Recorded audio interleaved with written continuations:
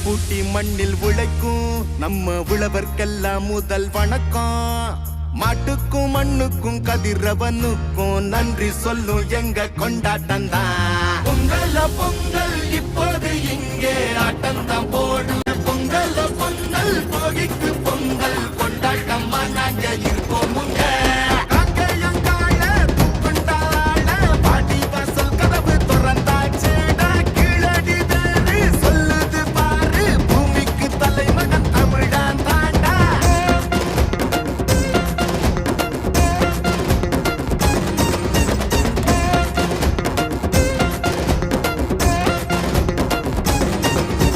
பட்டியில் அடங்கும் ஆட்டம் போல வாழ்வதெல்லாம் ஒரு வாழ்க்கை இல்ல.